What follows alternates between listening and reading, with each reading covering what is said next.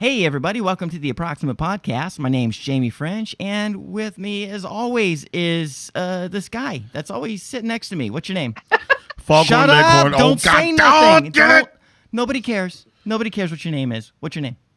Why are you gonna What ask did again? I tell you? Don't Why say are you going to nothing. ask again? If you're going to... Go ahead. You take your rusty Starts dusty. with an O. What are you? Mine. Oh, What's your name? Tell the people at home. What's your name? Gignus Snide. That's not your name. Well, you know what? I think I prefer that. Yes. You're okay. From now on, your name's Gignus Snide. I don't know what that reference is from, but None. I just made everybody. His name's Orion Quest. Say hi to the folks. up. Greetings, people. Okay, so we have a really, really special, awesome show for you guys today. We have, oh my God, it's so nice. We have Caitlin Cutt and Carrie Martin from the podcast White Wine True Crime, and from the Unpopular Opinion podcast series, Pretty Scary. Pretty Scary Boo. Yes, Pretty Scary Boo. Pretty Scary Boo. Pretty Scary Boo. Absolutely. Guys, thank you so much for being on the show. We really, really appreciate it. We're such great fans. Thank Yay, you for thank you having so much us. for having us. Absolutely. Okay, so let's get, well, first things first. Okay. For us, or at least for me, because Orion doesn't listen to podcasts because he's a slouch. That's fine. That's totally fine. But, okay, so deep cut. I'm going to make a reference here, all right? Oh, wow. For us, you being on the show is what it was like for Josh Mankiewicz to be on your show. That's the Whoa. level of importance. Yeah. Oh, and for anybody who's listening, yeah, let me just go ahead and give the full reference. White Wine True Crime, episode 44. Try to make out, or try to outmake Josh Mankiewicz. Yes, I'm a fan. Yes. Josh Mankiewicz is the best. Well, so that stems from. This is Carrie, by the way. Yes. So that stems from my my drunk tweeting, and I think I tweeted him a couple times before because I was like, oh, he's like the bad boy of Dateline, and I was super like turned on. So I would be at happy hour, and I would tweet at him, and he'd tweet back right away, and I was like, oh my God, like there's no way, like Josh Mankiewicz is so important, there's no way the real Josh Mankiewicz is getting back to me so quickly, so I must be getting Josh Mankiewicz catfished. I thought for sure. Okay. So during another happy hour, now I go to them often, I ended up tweeting him. I was just like, hey, we'd love to have you on the show. And he wrote back, he's like, White Wine True Crime, that sounds fun. And I was like, oh my God, he answered. And so I think he ended up DMing me with his NBC Universal email. And I was like, okay, this sounds legit. And then we started emailing back and forth. And literally it wasn't until he showed up, we had to go to Caitlin's house. And the whole time, like, she's like bleaching and like scrubbing her counters, like crazy, getting ready for him. Like the whole time I'm just like, I'm not really somebody who has to go to the bathroom, but I'm like, I think I have to poop. Like, I don't know what to do with all this nervous energy. Which, and by then the way, terrified me when she was like where he's like 5 minutes away and she looks me dead in the eye and she's like, I think I have to poop. And I was like, you're going to have to hold it. I can't have him showing up with you mid-poo. Like, I need you outside with me. And then we waited outside, like, holding hands like the Shining Twins. Like, totally. First of all, we got him this spread. We both went to Whole Foods and bought a bunch of like salami and charcuterie or whatever the word is. Like, but it was like a Thanksgiving spread. Like, I probably spent $60 at Whole Foods. Caitlin probably spent $60, and it was all for the Manx. Dueling cheese plates too. Yeah. We both brought cheese plates, and then a lot of nuts, and yeah, it was the whole thing. And a vegetable platter. I was gonna say, don't tell me all of this effort, and it turns out he's vegan. No, okay. No. He didn't drink. So. Oh man. Me and Caitlin, yes, which was good for us. We had 2 bottles of wine. Thank God, we needed it. At one point, I had white because we had 1 bottle of white, 1 bottle of red, and at one point, I had a glass of white, and then I reached for a bottle and started pouring it in, and it was the red, and it was right in front of him, and I was just like, oh, like, oh my God, I can't believe I did that, but I was already like pretty buzzed. And Caitlin was like, "Oh, she's making rosé," like it was like the most normal thing in the world. Yeah, I just started to reference that Billy Joel song. A bottle of red, a bottle of white. I'm like, you'll think this is Whatever funny. I'm like, Megawitz wants tonight. Yeah, and I Okay, don't. Luckily, Josh didn't know that much about wine, so he just went with it. or Billy Joel. An easy Yeah. pleaser all the way across the board. I like that. Mm-hmm. So there's another thing I want to address before we get into the show proper. Thank you guys so much for the mention on the shout out episode that you did a couple episodes back. And You're the best, and you've always been Yeah. so supportive, and you're so nice. And your accordion xylophone, whatever it was, is my favorite video. Accordion xylophone. Speaking of which, this is the thing I want to address. On the shout out, it was mentioned that I played a xylophone on the little video on the Twitter, and that you guys really like that. Turns out, not a xylophone, not in the least. It was an accordion. but I'm gonna Same wheelhouse. I'm gonna save it. I'm gonna save it. What I did when I heard that was I downloaded a xylophone app on my little iPad here, and I concocted a short little 40-second song. Oh my God. Yeah, that I thought would play well into the themes of White Wine True Crime and Pretty Scary. And it's for you. It's a gift for you. If you hate it, then throw it away. If you like it, then you can use it however you want. Okay? We're not gonna hate it. I'm already like basically. It feels like Christmas Eve. I'm so excited. I'm a sentimental fool. I'm like, I'm gonna be the mom that saves all of the macaroni wreaths. So regardless of how you hear this in your own mind, I'm gonna think this is the best song ever written. So go for it. I don't Okay. think I've breathed since you said I downloaded the xylophone app. No. There's bated breath and anticipation. Currently carries bright blue, and guess what? She's fine with it. She's fine I'm with fine. it. Yeah, she's fine. Well, okay, so I'm going to go ahead and play this thing. So the title of the tune is called Jeff May's Casket. Enjoy. Oh my God. Tell me if you can hear this.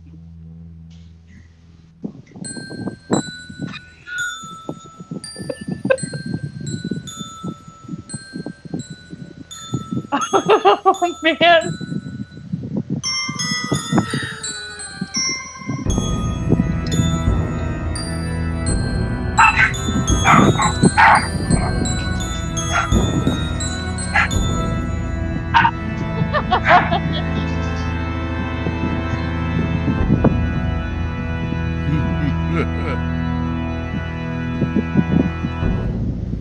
That's it. Oh my God. Oh my God, that was fantastic. It Just had I to don't be even- good. The dog was barking in the back. And I'm That's wearing I think headphones. that adds to it. I'm wearing That's what the dog headphones. does when she likes something. True. So that's a little Or when spooky evil tune. approaches, one of the two. Can you send us a clip of that? Yeah, please no, send that to us. absolutely. I'm going to send you a WAV file and an MP3 file for use. However, I love it. Yeah, so I loved every second of that. yes, Jeff May's Casket, ladies and gentlemen. Jeff May's Casket. Jeff May ladies Casket? and Gentlemen. Jeff May Casket. Jeff May's Casket. So, Oh, man. we're already having too much fun. Okay. Jeff.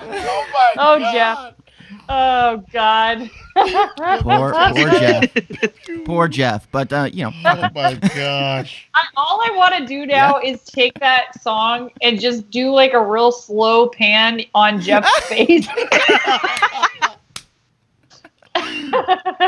yeah. I'm gonna make something out of this. I'm very excited. Okay, so Jamie, you just gave us hours of entertainment. You have no idea. Thank you so much. I'm so excited. 40 seconds for you, Oh, 400 God. years for us. Yeah. Oh, thank man. you so much. I'm so glad you guys liked it. That pleases me to no end.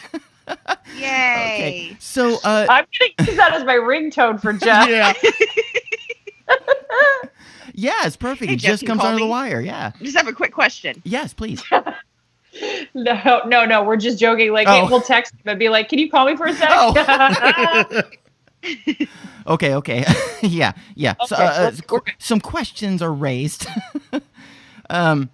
So let's introduce the thing that we're actually going to be talking about, Great. and it requires just a tiny bit of background, and that is knowing that you guys are going to be on the show.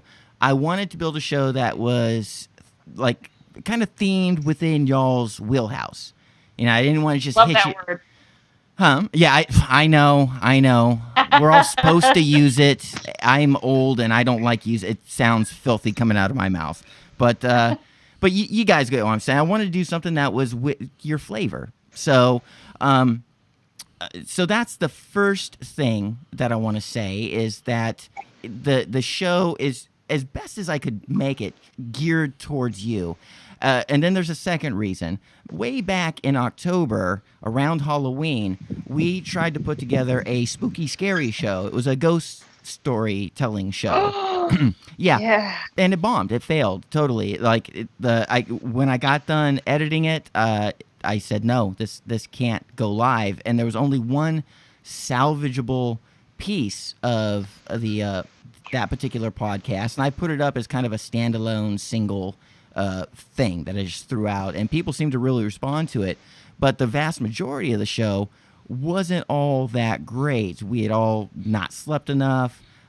We had come in a little unprepared, and so the show wasn't that great. So I figured this would be an opportunity to kind of salvage our initial idea.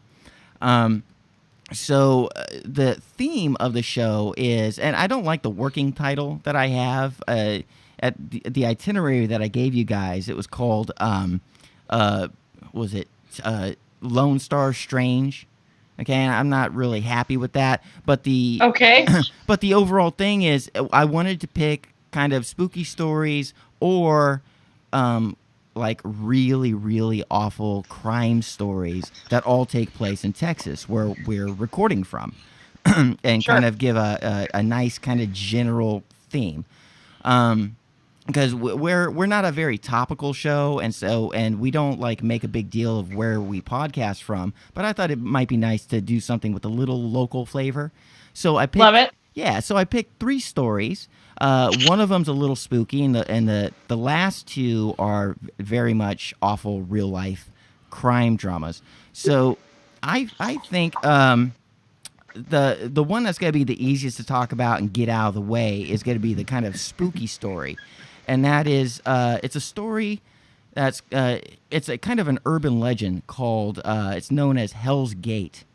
And Hell's Gate is a place in a park here in Arlington, Texas called River Legacy Park. I live directly across the street from it, which is why I thought it would be perfect. I literally live across the street from River Legacy Park, where Hell's Gate is supposed to be. And the whole thing about Hell's Gate is that if you can, it's a 27 acre, it's huge fucking park, and it's full of twists and turns and paths and bikeways, and is heavily forested. And there's supposed to be somewhere in this park where if you find the right trail and you take the right turns, you will happen upon 2 old, from like the 1860s, like kind of broken down fence posts that are supposed to be the entryway to Hell's Gate.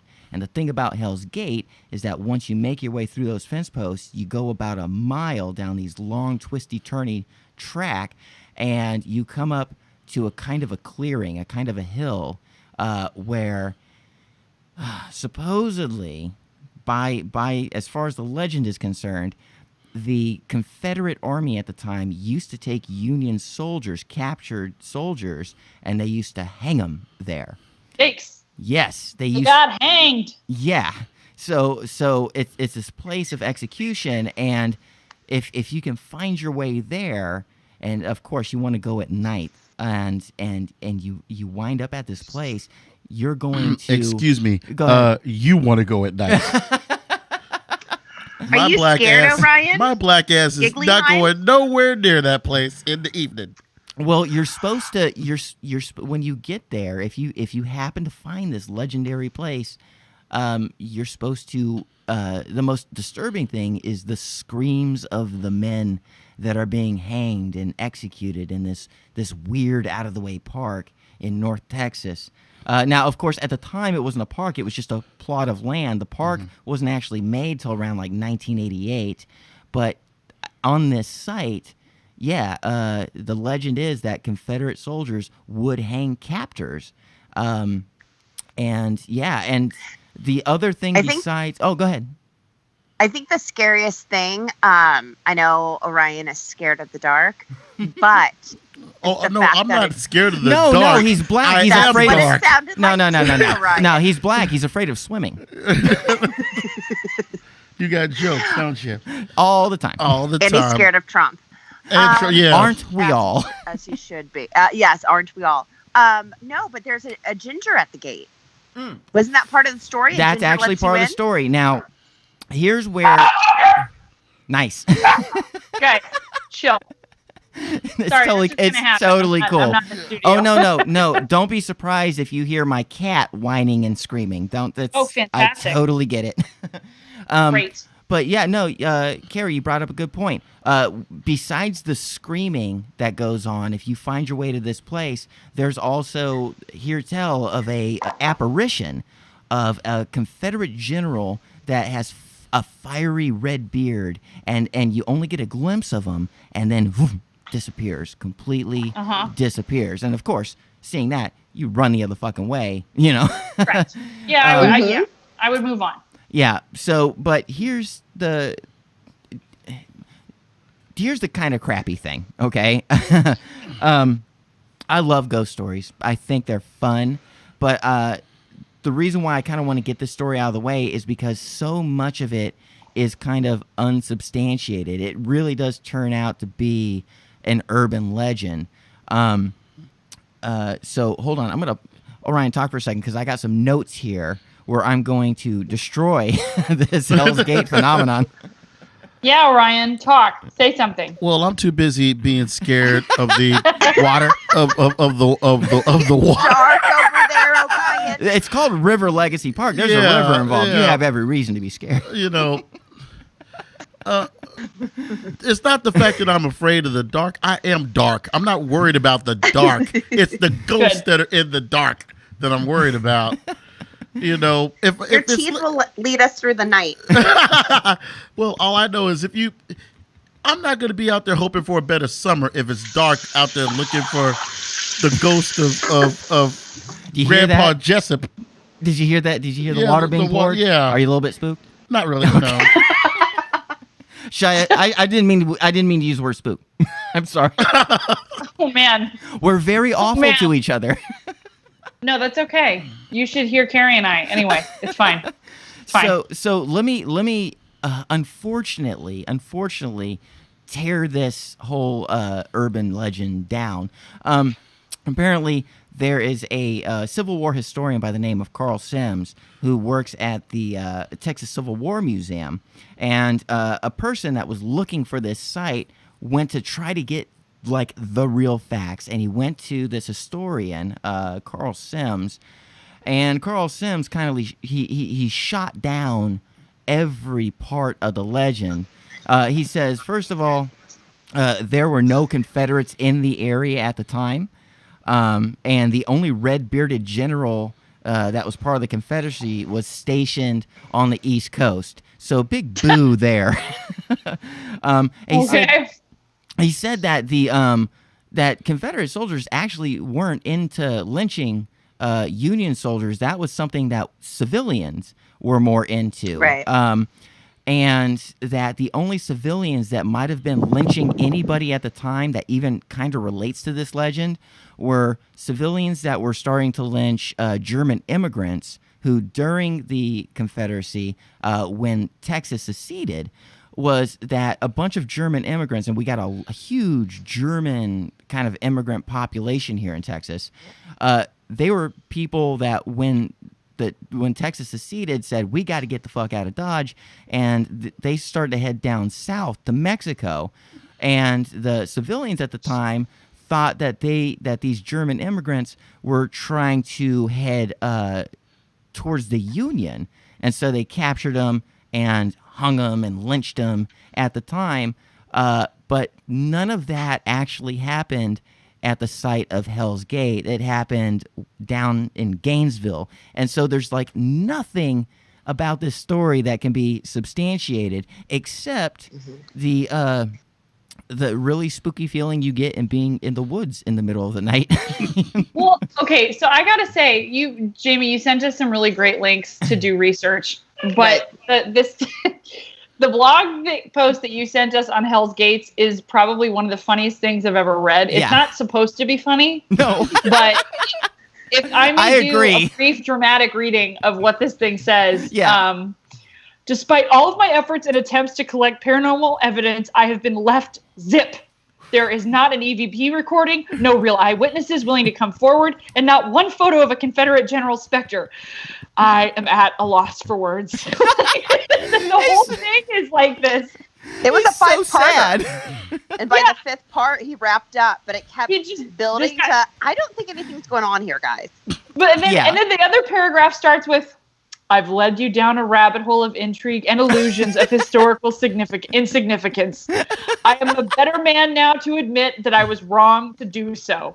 Supernatural events may be possible, and I have evidence to support it, but when it comes to the story of the, quote, Hell's Gates, this is false. He puts so much work into the story, and those blog posts, there's like 4 of them. Like it starts very, very hopeful. And this is, I know the site you're talking about. This is the blog where it's like the black field with the red writing on it. Yeah, and then there's like a blurry picture of some Civil War reenactors at night. Yeah, his best attempt to find a scary JPEG just to. Oh man, this is the best. It's like watching this guy. You read this blog post and you can just see him coming undone. He's so upset. He just gets worse and worse the farther he goes, and it just becomes so much more apologetic, and you can see the defeat at the end. Yeah, you can basically hear him being like, "Stupid, stupid, you so stupid. I should never have done this." You know, I guess it's back to ITT Tech for me. So much for being the spooky Ken Burns. Damn it. I was really excited about it. Oh, man. Yeah. Like, this is the case I took.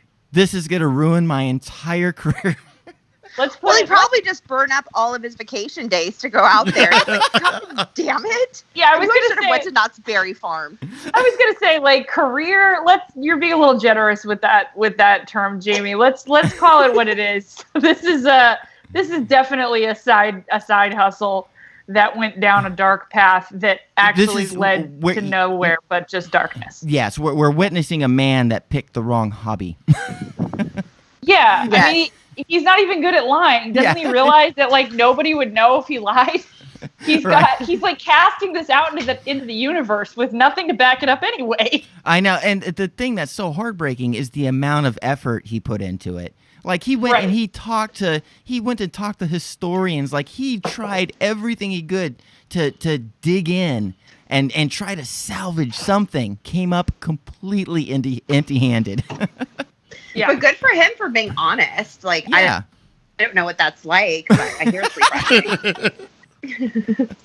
So every day is a trust walk for Carrie. So why don't we just shut that story down? I will say this. To anybody, fuck Hell's Gate. You can still go to River Legacy Park, wind your way through the woods, and you don't need a ghost story to be completely creeped out. It's like walking through the opening montage of The Evil Dead. You're going to get your spooks worth. It's just there's not going to be any Confederate soldiers involved. That's all. You should take a canteen. You should dress like a Confederate soldier. Take a musket. Take a canteen. What is the thing that you drink? It's the Mad Dog 2020 and Chardonnay? Yeah, that's the approximate cocktail. The approximate cocktail. Yes, you should have that in a canteen and a musket. Yeah, I Which just I'm sure might most do that. people have laying around. Yeah, I'll have to tape down the tits and everything, but I think hey, we you know can what make I that say? work. Have musket, will travel. Yes. She has a bumper sticker, I swear. Caitlin Cut, known for saying that. It's on her bio. Carrie's sick of hearing it, clearly. Musket this, musket that. must get the fuck away from this story. Why don't we move on to the next thing? I must get to the point. Okay, so now we're gonna get into some more substantial territory. The second thing on the list is a crime that is so foul and so grisly and so sad, but it's been solved. So there's no mystery to this crime. I just thought it was worth bringing up because it's just the worst thing in the world, and it's called the Candyman Murders. Okay? The Candyman can. Yeah. I remember The Candyman did. This case. The Candyman did. He sure did. I watched this case, and I can't remember which investigation discovery show it was, but it was where they were talking about serial killers on a psychopathy scale. And I think 30 was the highest, like the most like batshit crazy could be. And I want to say this guy got the highest out of, he might have been a 30, but I want to say out of the entire series, he scored the highest, like by far. And I don't feel like he's necessarily the most known. No, I know. That's the thing that really surprised me, where that totally makes sense, especially when we get into the details of the actual crime. That's going to completely correlate with that test. But that's why it was so surprising that this wasn't, that this wasn't a more known case. Right. But to start to get into it, the serial killer's name, and yes, he very much was a serial killer. This was not a one-off kind of thing. No. Dean Corll. Dean Corll's the guy's name. And I don't. Do you guys watch the Walking Dead at all? Yes. Okay. I do. So as soon as I saw the last name, the only thing I could think was Carl. Yep. Carl. Yep. Carl. So every time I wrote this name down, every time I see it, all I see is Dean Corll. He was unfortunately responsible for killing approximately 28 boys, ranging from the ages of, I want to say, about like 7 to kind of late teens. Like this. I mean, not just killing. Let's just put that out there. They get the full treatment, all these kids. Yeah. They absolutely do, and that's going to be some of the things that we work up to. He had accomplices. Now, the killing spree lasted for about 3 years, I want to say. It was, what was it, 1970 to 1973. And got a lot of work done in 3 years. Yeah, that's. He sure did. If you do that, because it was 28 murders, correct? Yeah. This is Carrie's moment to shine, guys. She's Yes. Oh, okay. That's okay. 9.3 repeating murders a year. That's almost one a month. Yeah, they killed one guy in thirds. And that, and I. Well, he took a few months off. Like he had spring break, but then when he got back, Spring break. he doubled down. It's hard enough to catch up with bills, let alone. Well, I mean, A look, month. it can't be all work. You know, the guy's gotta. I mean, Texas is a beautiful state. There are sights to see. So, you know, you can't just be killing all the time. Yeah, so and it's a lot of work. It's not just killing. You're raping, you're torturing, you're murdering. He's very invested in his hobby. Oh, clean up, the amount of bleach you got to buy, the shovels that you have to, the lye, oh my God. I mean, there's a lot that goes into this. I think you're in the right department with lye. If we're talking about the 70s here. Yeah. Yes. Yeah, that was the before Breaking Bad taught us that you could dissolve with liquids. Lye was the name of the game back in the 70s. Where's the ricin? So, okay. I love how much fun we're having with this tragedy. This is excellent. Jamie, this is our bread and butter. Okay? Yeah, I know. I love it. I fucking love it. So the weird novel part about this, not that the entire thing isn't novel, but he had 2 teenage accomplices that helped him out during almost the entirety of this murder spree. So one of them was named David Brooks. He was about 15 years old, around 1970, and we'll get into the meeting of how that even happened in just a second. But the second accomplice was Elmer Wayne Henley, who was also around the ages of 15, about 17 at the time where he started being an accomplice for these murders. Okay, so let's get back to his first accomplice, David Brooks, who was 15. Carl met he met David Brooks, the accomplice, in 1965. The thing was, here's the reason why Carl was called the Candyman. He was kind of an heir, or kind of he was the son of a candy manufacturer, the Carl Candy Company.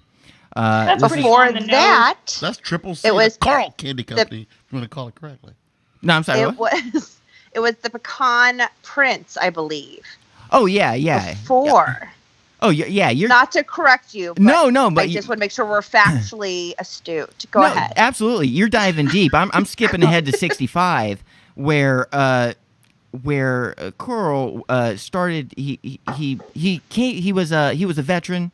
He came back from the war, and he started working at the family company. Around 1965, he worked at this Carl Candy Company that was just across. And here's where things start getting creepy. Here's the thing that matters. The candy company that he worked for was right across the street from an elementary school, and he used to take candy from his business, and he used he used to go around and like lure kids in and give them candy and surround himself by essentially children. Now he wasn't killing just yet, but this is the mark of a person that's starting to get their psychopathic rocks off. Okay? I wonder if this is the guy that pioneered the strangers with candy move. It may be, but you think if that was the case, you'd think his name would be a little more famous. You'd think that there'd be more of a correlation between his name and strangers with candy. Well, it's like his method eclipsed his actual name. You know, I mean, clearly a lot of child abductors learned a lot from this gentleman. Yeah, you may be right, but here's okay. Go ahead. I'm sorry. And I think when he was in the Army, didn't it? One of the links you sent say that's when he realized like he was homosexual, and then when he came back, when he was working in his mom's candy company, he had hit on a male coworker. When the male coworker complained to his mom, the boss, she fired the guy that he had sexually harassed.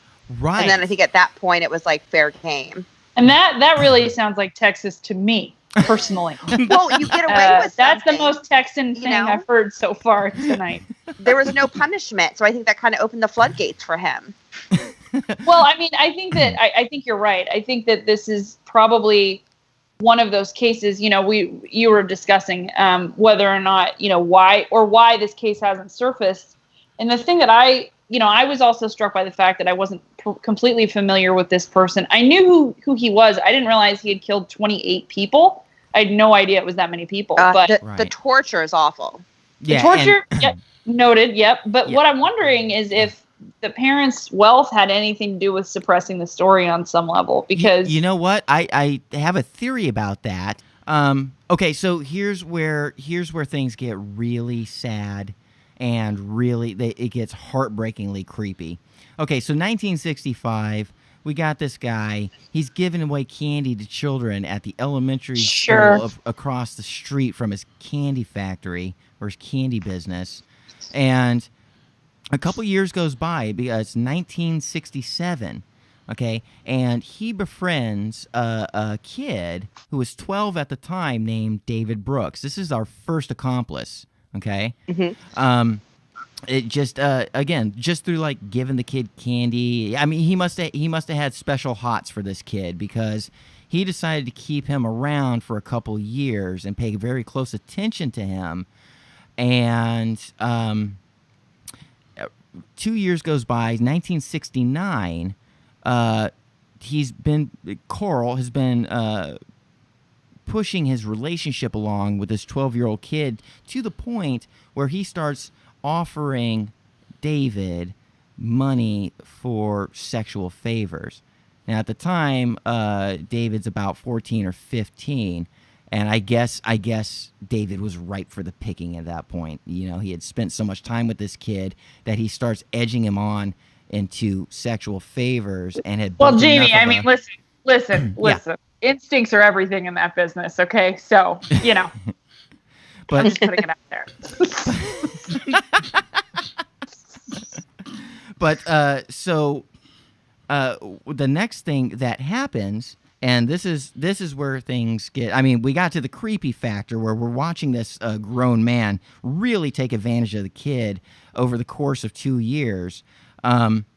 So what I have pulled up here, and I'm going to be reading some of these details from Wikipedia real quick.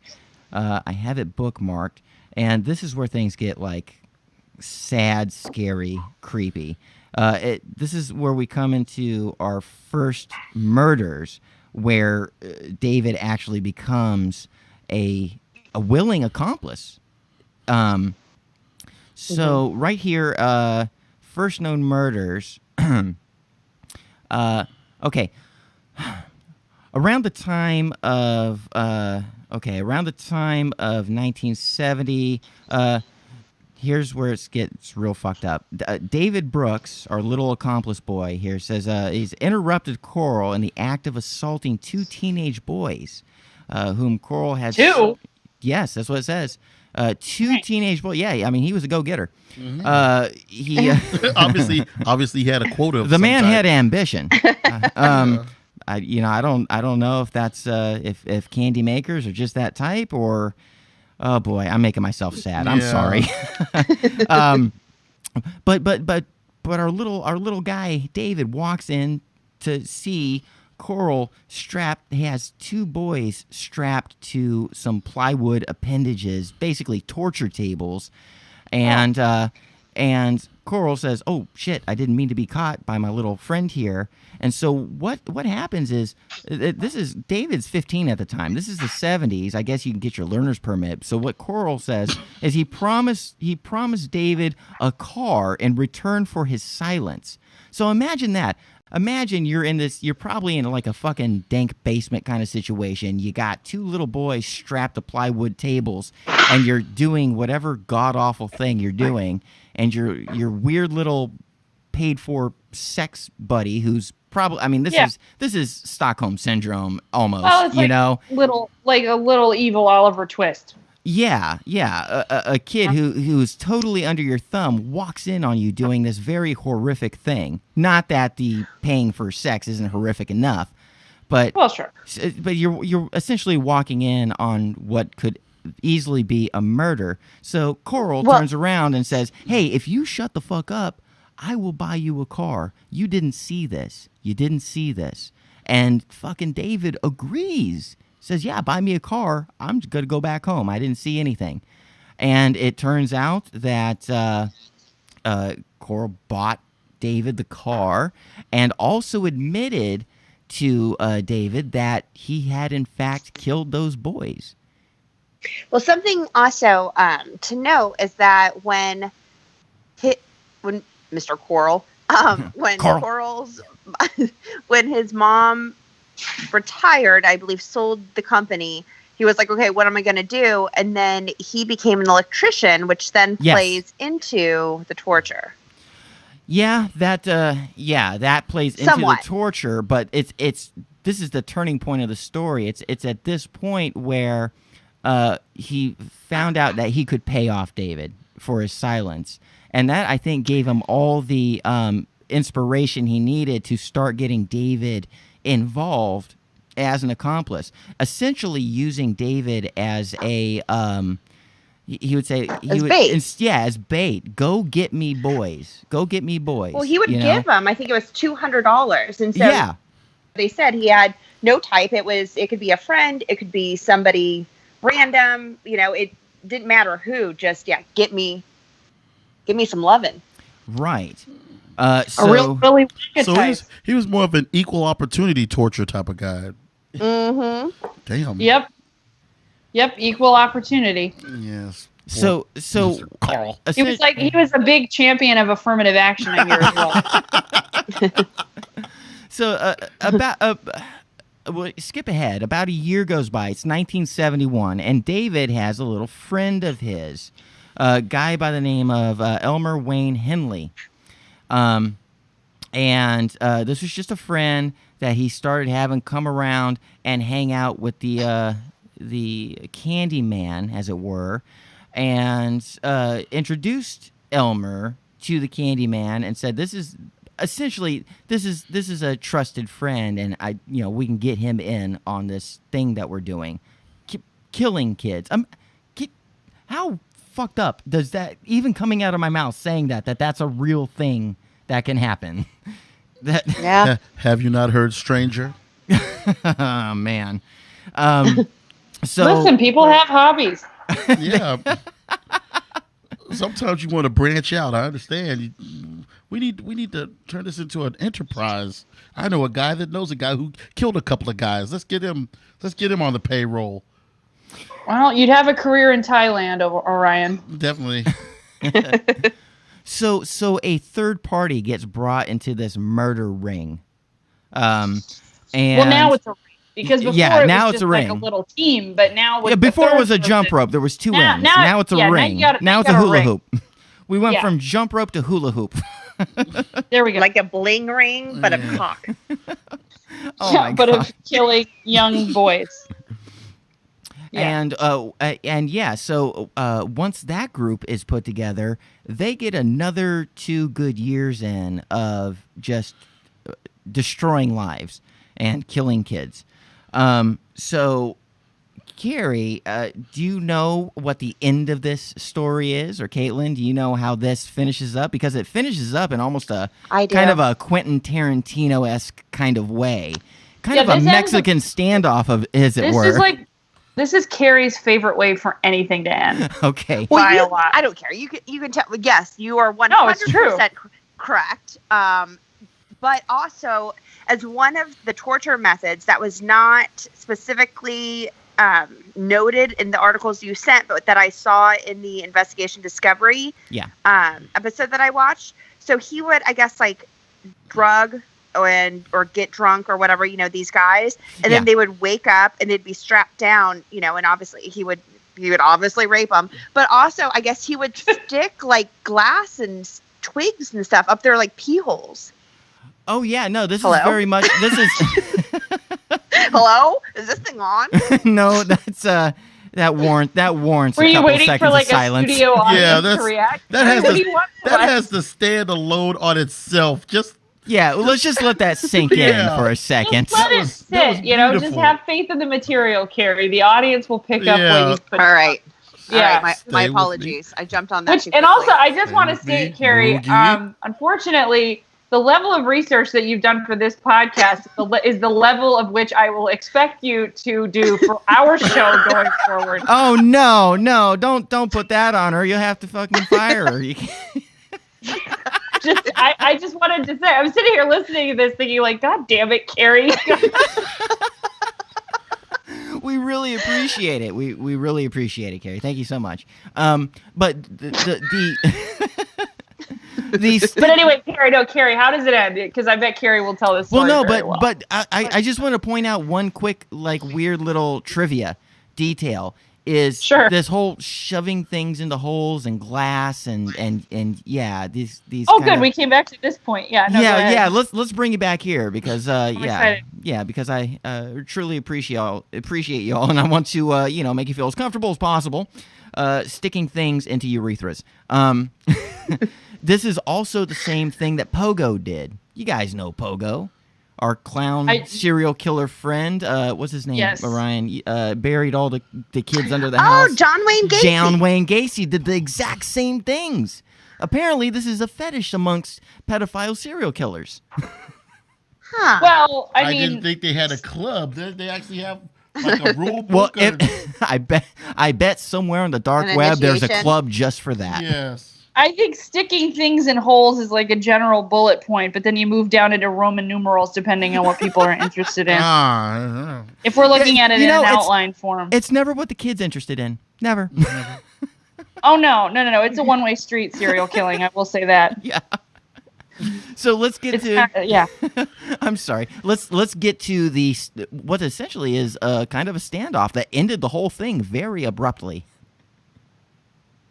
Oh, am I Carrie. supposed to Yes. answer? Yes. Yeah, This so is your okay. cue. This is your Well, cue. now she's nervous. Okay. So it's Henley, right? Mm-hmm. Yes. Henley is the second one accomplice. of the last names. Okay. Okay, so he brings two of his friends, a boy and a girl, Yeah. I guess teenagers, over to Coral's house, and then Coral, I guess, drugs them, and then straps them to the torture board. Yeah. And then when they wake up, like, obviously, like, they're not happy that they're strapped to the torture board. As you wouldn't be, yes. But Coral's very furious with Henley because he was like, wait, you brought a girl? Like, I don't dig big chicks, no-no. man. Big no-no You there. broke our circle no-no. of trust. Yeah. You're starting to bring Right. you're starting to bring your own wants and kinks into this. No, this is my thing. You This guys, is my, yeah. you're my You're in my employees. You do not house, make son. you do not make executive decisions like this. So, and I would have to imagine $200, like, back in the 70s was like a big deal. Yeah, that was like $400. I don't know. I feel like $200 is like a big deal now, but I hang out with a lot of comics. I could use who work in $200. sandwich shops, right? I'm not going to say no to $200. Yeah. Yeah. Who would it? Anyway, so at this point, Henley snaps, and he's just kind of like, I don't want to lose any more friends to Coral. And, like, Andy just yelled at me, and I think his feelings got a little hurt. Yeah.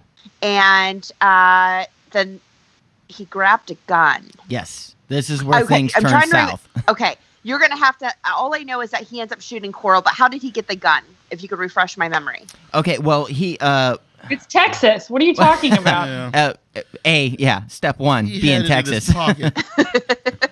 pocket. No, I think the gun was no, honestly, I think the gun was something that was always kind of set aside as a precautionary measure, and that both accomplices knew everybody knew where the gun was, and things got too heated, so the first person to grab for the gun kind of set the whole thing off. I mean, it was a powder keg, and I don't think the accomplices knew how much of a powder keg it was until Henley stepped outside of the lines, and that's where everything really went south. So apparently, too, Coral didn't think Henley would pull the trigger, and he was Right. like, shoot me, like taunting him. Yeah. And Henley's like, you're going to die now, motherfucker. I think that was implied. I'm pretty sure that's what he said. No, Yeah. I saw that on a blog. That's exactly what he said. Carrie's right. Thanks, Caitlin. Always right. No problem. Always right. Thank you. And this is why we keep Carrie around, because no matter how wrong she is, she's always right. No. It was on a blog. So he's got a hold of the gun, and Carl says, Carl, you ain't got the balls, kid, to shoot me. And the kid does his best Carlito's way and says, here comes the pain, and just starts shooting the dude. Yeah. Oh my God. Yeah, that was also on a blog. The Here Comes the Pain. What that was, and then one of them said, "Say hello to my little friend." And I believe Henley confessed. Yeah, well, Henley, he was the only one. Everything. He was the only one to make it out alive, if I remember correctly. Apparently, I thought Carl, him and his friends got out of there. well, weren't they both shot? I know Carl didn't make it out. He got shot in the back. Oh, I just thought it was Coral who got shot. I thought that he did save his friends. Oh, okay. Well, I misremember. That's why. this Don't is worry. Don't worry. That's why this is approximate. this is exactly. Ryan brings up a great point. This is why it is called the Approximate Podcast. we're going to be as right as it is entertaining. It's somewhere in that ballpark. They're either alive or they're dead. Yeah. That's what we're gonna go 50-50. with. Right? I say for this podcast, they're alive. Actually, no. Henley's still in prison, and I don't know what happened to David. I'm not exactly sure what happened to David. It doesn't really say. He's either in jail or had died in jail. But Henley's definitely still alive. I just want to say that Henley sounds like the name of a kid from 16 and Pregnant. Like Henley's definitely a teenage pregnancy name. You just made me spit my wine a little bit. That's what I aim for, as many spit takes as possible. It's kind of fun. I get to be Carrie in this episode. I'm enjoying this immensely. It's like we Freaky Friday. We did Freaky Friday. I'm just like saying horrible, like inappropriate, random things. And I'm going to be sitting over here spitting out facts. Wow. Slanging facts, spitting out a sode. Well, great job. And, okay, so let's put a bow on this particular story. A very sick man did some very sick things, and he got some. And I don't even want to say he got some very sick people involved. I think he made kids sick. He made his accomplices sick. And again, I think it's a Stockholm syndrome kind of thing, where you get kind of directionless, sad case kids under your wing, and you're a creepy guy. You kind of acclimate them to being another creepy guy. Mm-hmm. And here's the proof. It came to a head with gunshots because it worked against those kids' better nature. Their better nature rang out. They weren't the kind of pedophile monster that Carl was in nature. He made them that way. And so they didn't have a natural predisposition to killing kids. Didn't your mama say too much of the Candyman would make you sick? And that's exactly what happened. I like the way where O'Brien's going with this, because it is very nature versus nurture, and you do wonder how much of that was nurtured or how much of that was already instinctual in them, and it was just kind of like that show on Oxygen. God, what is it? The couples, Wicked Attraction. Oh man! Where the couples kind of find each other, they're already predisposed to being crazy, whatever. And they just needed a catalyst. Yeah, I think. Yeah, it was this powder keg. Unfortunately, enough damage had been done by the time that nature won out. Everybody ends up dying or getting punished. There was nothing to save at that point, and that's just really unfortunate for those accomplices.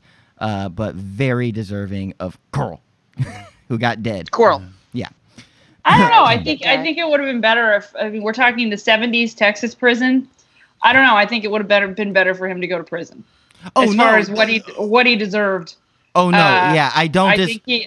I think he would have gotten way more of what he deserved had he ended up in jail. Yeah, being the kind of yes. the kind of crimes he committed. You're absolutely right. That's what he actually deserved. But the fact that he got erased from the planet benefits everyone. Right off the bat. I feel like the ultimate punishment would be to be in a Texas prison with Adam Sandler, and you're playing football, and Burt Reynolds is like the warden. Oh yeah, I'd give up on my life there. No, is that the longest yard? Well, but then keep thinking about that. I mean, no. She's on the right track here, because you have to put Coral in the position of Chris Rock's character, and so he's the guy that gets burned to death. It gets blown up. Gets blown the hell up. Yeah. I like not before a bunch of horrible butt stuff happens to him. Absolutely. Well, I don't know. So then you do you think he'd like it? Do you think he'd like it? Shawshank Redemption. It is. Yeah, you're right. Yep. It's the hero's journey. It would be Shawshank, but there'd be no redemption. Yeah. There's no. All right. Let's talk about this next topic. I'm excited. Yeah. So this is our last topic, and this is the one that really doesn't have a definitive ending, but that it creeps me out the most because of a kind of a theory I have once we get done talking about it. And this is the, this is the killing fields of Texas. So hold on. Orion, talk for a second. I got to pick up my notes real quick because I just dropped them and I want to say everything correctly. I'd like to take out this moment to say on behalf of the podcast, thank you, gals, for spending some time with us and doing this podcast. We really do appreciate it. Can't say that enough. Are you guys having fun, or are we messing this up? We're having a fucking blast. Jesus, this is the most fun podcast we've done in months. This is great. I was gonna say, if it was going bad, please lie, because Carrie will take that really hard. Yeah. Okay. She doesn't take that very well. You got it. But Carrie, you are doing great. I just need a circle of yes people around me. Okay, no problem. We can do that. We got 1, 2, 3, 4. Yeah. No, we got it. Even the dog will bark correctly for you if that's what you. Was that in the back? Okay. Oh no, there's always So yeah, one of them is always going. So let me set the stage here for the killing fields of Texas. The killing fields are a 25-acre patch of land about a mile off the road of Highway 45 in East Texas. Highway 45, all the parts that matter about it is basically Dallas to a little bit south of Houston. It's one road covered on all sides by forest and trees, and it's just a straight nothing kind of void. But there is this patch of land that has been not named the Killing Fields because over 30 bodies over the course of 30 years from the 70s to about, I want to say 1998, I think, has just been a dumping ground for just murder victims. And there's a documentary by a lady named Amy Cannon, I believe, Annie Cannon Man, and it's called The Texas Killing Fields. And here's what I don't like about this story. When you pull up information about this story, there's a lot of crosstalk between the actual events that happened and the actual movie, because the movie about the Killing Fields was largely fictionalized.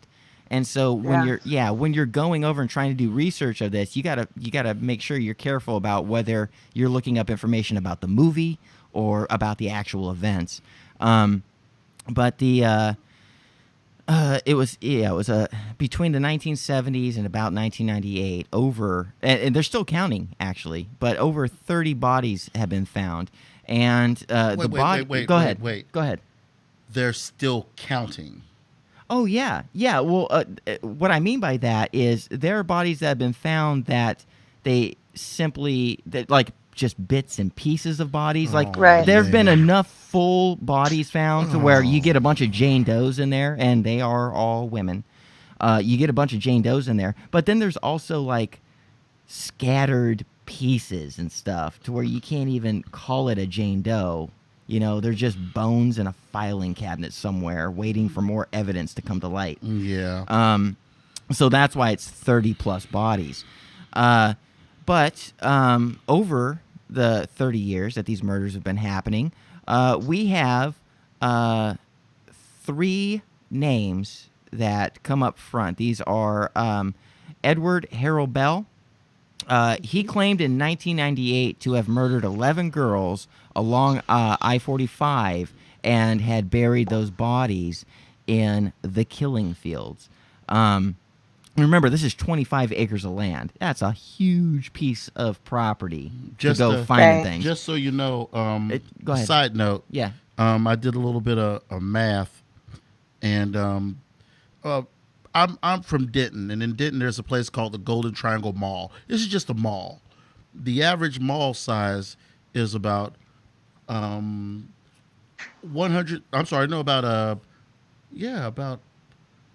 17,000 square feet. This is just a typical mall, not a mega mall or anything like that. Just about that size. Okay. The Killing Fields could hold 8 Golden Triangle malls in it. Wow. Yeah. So the first murderer that we have, supposedly, is Edward Harold Bell, who said in 1998 that he had claimed to murder 11 girls in that area, bury them in the Killing Fields.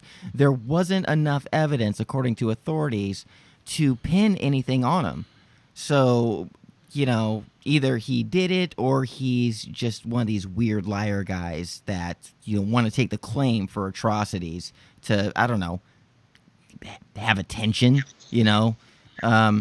But so he kind of falls off the list. That leaves us with 2 actual convicted murderers.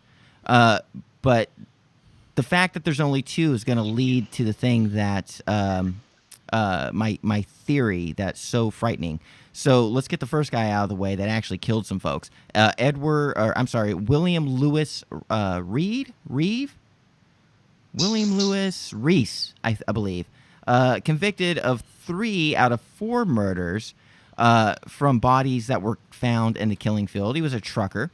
And the 4th murder, they couldn't really pin him on, but he's been put away he's confirmed a participant of the victims in the Killing Field.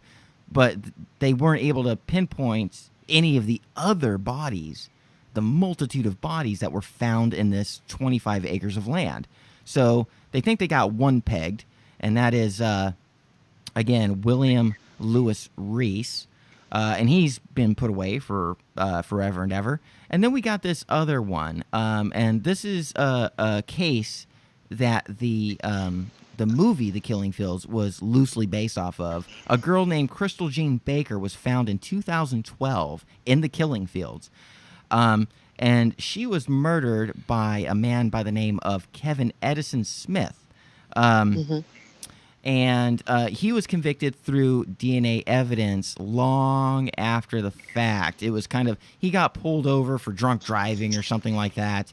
And because of a kind of a tenuous relationship that she had, or that he had with, what's her name, Crystal Jean Baker, they decided to pull some DNA evidence when it wasn't available at the time of her murder. And they made a connection and found out that he was a murderer. So what we have essentially is 3 confirmed murders from one guy and 1 confirmed murder from another guy. And here's the thing that weirds me out. This is over 30 years, and that's 4 bodies that have been brought to, justice. You know, we can actually definitively clear those cases. But what about all the other bodies? And here's the thing that really fucks me up about this case is that over 30 years, I think that it's not just the one guy and not just the other guy. I think there is a creepy, weird, and tell me what you guys think about this. Over 30 years, from 1970 to 1998, over 30 years, there's a network of serial killers that have all kind of, tell me if I'm going overboard here, but that they're all talking to each other and have all decided that the Killing Fields, this little 25, well, not little, but this 25-acre patch of land off of 45 is where you can dispose of the evidence. If you're a trucker going, almost 500 miles between Houston and Dallas, you have so many opportunities to pick up, or pick off, I should say, runaways, prostitutes, hitchhikers, and here's how you get away with it. You just do your business and you drop them off at the Killing Fields. And the thing that's creepy is that we tend to think of serial killers as anomalies. There's only a handful, and they're spread all across the country. But what if the Killing Fields is a reflection of, what if it's this like weird little sweet spot where so many serial killers can just do their business and completely get away with it scot-free? It's the only thing that I can think of that accounts for that many kind of bodies, because there's no specific MO in all the bodies that are found. The age range is from 10 years old to late 30s, all different colors, all different races, all different everything. So it can't just be the result of 1 to 2 dudes. It's the burying ground of a network of serial killers. That's what I think. That's what I'm going to put out on the table. What do you guys think? I don't think it's serial killers. But I do think that I think it's truckers. I think you're kind of half right, in my opinion. I do think if your career is driving around the country, you understand that there's nothing for miles and miles in this stretch of Texas. It's not heavily policed. It's not heavily patrolled. And it might not even necessarily be truckers so much as, kind of nomadic people that wander around. I think that fair enough. Yes, fair enough. I know I keep saying the word truckers. I'm sorry, but you're absolutely correct. Well, hashtag not all truckers. But, hashtag not all truckers. Lives matter. Truckers lives matter. Here we go. I mean, I think that the topic of this field has been around, this killing field, so to speak, has been around long enough that it, unfortunately, it's kind of like the Cecil Hotel. Carrie and I have covered that on different levels. or different episodes. But I think that once a place gains notoriety for, hey, you can dump a body here and no one's going to really figure out who did it, then, you know, that doesn't mean that there's a bunch of serial killers out there. It's really hard to be a serial killer these days, actually, with databases and things like that. But killing one prostitute doesn't make you a serial killer, but, you know, it does give you impetus to drop someone off that, you know, no one's going to look for in a field that no one will find them in. But that kind of begs a certain question here. Over the course of 30 years, how tight is the network between folks, even if they're one-time killers, and maybe I'm making a presumption here, saying that everybody's talking to everybody and saying, you know, hey, you want to kill a motherfucker? You can bury him in this field. Yeah, I don't think serial killers are very social. I don't think they're. Well, no, I agree. There's not a cotillion. I agree, but there has to be a reason that this one particular spot is so well known among folks that would kill. I got a theory about that. Yet, law enforcement isn't creating some sort of vice. You know, you could plant an officer at a Love's, at a Flying J, at a Conoco, all along 45. How smart are people that are killing? What do they know that the police don't know, that they were able to get away with this for 30 years in this highly specified dumping ground? Well, yeah, but the Angeles National Forest is another dumping ground. People dump bodies there all the time. I mean, I think that the killing fields has become, first of all, it's a cool name. So there's that. It's a lot cooler than the branding is everything. Yeah, I mean, another giant killing field, so to speak. I don't know if you've heard of it. It's called the Ocean. So there's that. You know, I mean, people. It's a nondescript. Well, that's different because the ocean is unbound by laws if you get a few miles out. Well, tell that to Natalie Wood. But my point is I would, but I don't have the scuba gear. Possibly Natalie Holloway. Possibly Natalie Holloway. Oh, my God. I'm sorry. Did you say Natalie Holloway? Oh, my goodness. Natalie Holloway. Jesus. I don't know that there's necessarily a network, although I mean, I really love the X-Files and I hope that there is because I think that'd be fascinating. But I think that there are a lot of creepy people out there that do creepy things and they know they can dump a body because people talk about it. Listen to us talking about it. We know about it and we're not even serial killers. So, oh God, do you think it's just people are getting away with it because it's a manifestation of pop culture and there's not a network? No, because if you look at someone like the Grim Sleeper, for example, now granted that was one serial killer, but the reason why he didn't get caught for 20 years was because he was killing prostitutes. Right. Period. Right. So the people that they're finding in these fields, they're not like, well-known realtors in their community or, PTA board members or anything like these are people that live on the fringes that are hopping in cars for all sorts of reasons, no judgment passed. Sure. And these people get taken advantage of in more ways than we'll ever realize. And in some cases, those ways end in them ending up in the killing fields. That's my theory. And you know what? You're probably a lot closer to the truth than I am. And that is so much more scary because my brain. Yeah, exactly. That's what I was going to say is it's scarier to think about the fact that these people aren't connected, that there's just enough human beings out there that'll kill just one person like this. Yeah, my theory is based off of trying to make sense of the world. If there is an organization or if there is a kind of, Chinese telephone line of folks that are all talking to each other that all have a similar interest you really in killing. want these people to all intermingle. Yeah, because then that means we can wrangle them up. Like a cocktail hour. Yeah, I know. I was always thinking, I'm too hopeful. I'm going to get murdered one day. Yeah, I was always thinking the opposite. It's weird that your optimism though manifests in a network of secret serial killers all over Texas. I never said I was healthy. Fair enough. Well, I was thinking kind of the opposite. I was thinking, what if it was just a dude trying to make his bones? You can't let a pun like that you motherfucker. He simply was thinking, I know about the place. There's enough real estate. I bet you I could actually get away with it. Well, it was either that or he was going to sell property on the moon. So yeah, there you have it. So, Hi. go, Carrie. Yes, please. I was just gonna say, and I feel like mine is probably makes the most sense. But even though he wasn't I like the ego born yet, I think this reeks of Jeff May. Oh yeah, this is all Jeff May. Yeah, you know what? That's always the answer. That's always the Yeah. answer. I think we have some questions to pose to Jeff May. I think we need to bring him into an interrogation room and get some goddamn answers. What do you We're think? gonna put Jeff May in the dock. Where were you between 1970 and today? I was looking at Spider-Man comics issue number 72. I was, you could only get it in California at the time. I was no way. Yes, all I'm the gonna need hats. an alibi. Yeah, fuck Jeff May.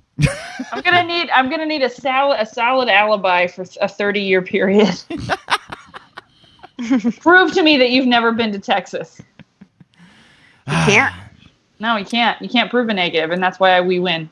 No, yeah, That's why exactly. we That's win. exactly why we win. And on that note, we're gonna wrap this guy up. So here's what All we're right. gonna do. I'm gonna have Orion run through our screed, and then we're gonna do your plugs. Okay, is that cool? Yay! Okay, Orion, do the thing that you do.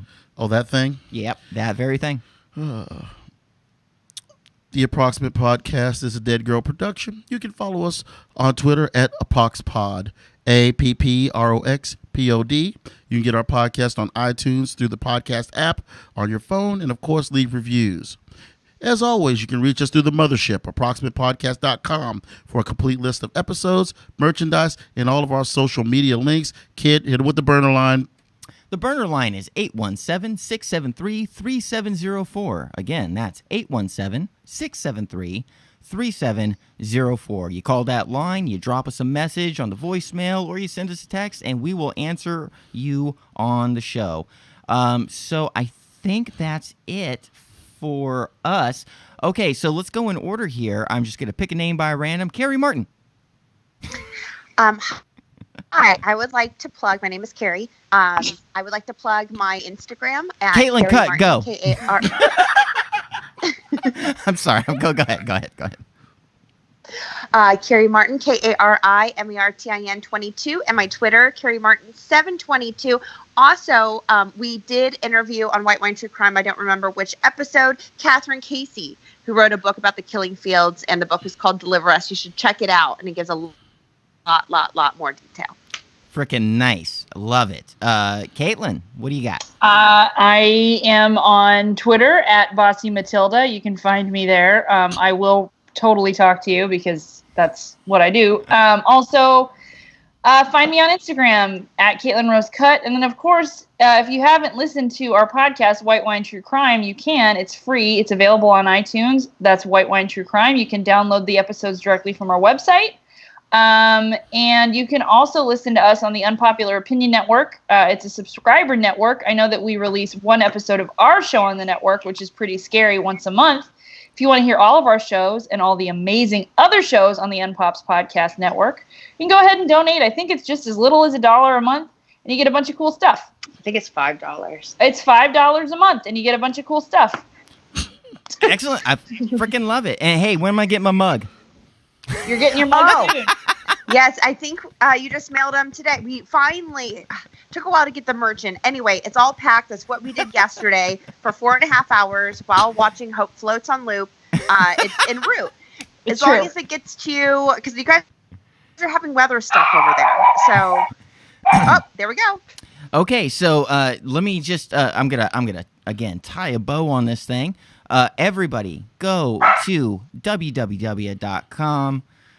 That wasn't a thing at all. Go to www. Where the hell was that? I'm so sorry. What is that for? We're so close, guys. It's I okay. almost made it. Almost Jamie, made it. You got this. Ready? 3, 2, 1, go. www.whitewinetruecrime.com. Everybody go and check that Oh my podcast gosh, out. It is amazing. the very best. And also, you need to be listening to Pretty Scary, and you got to find that by going to the Unpopular Opinion Podcast Network. You find that on Patreon. Just Google it, Unpopular Podcast or unpopularopinion.com. You'll find it. It's very easy.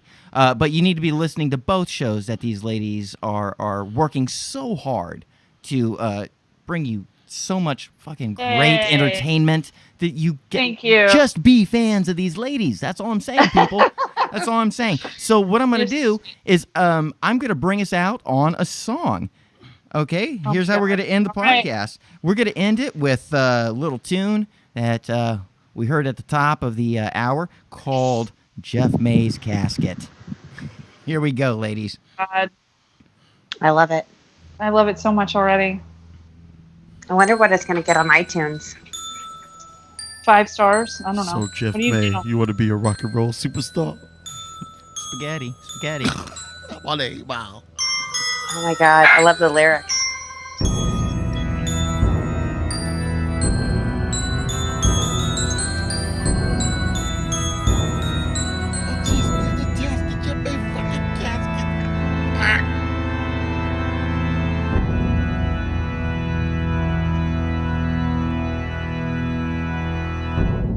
Thank you, everyone. Good night. Good night, everybody. Yay! Good night. Good night.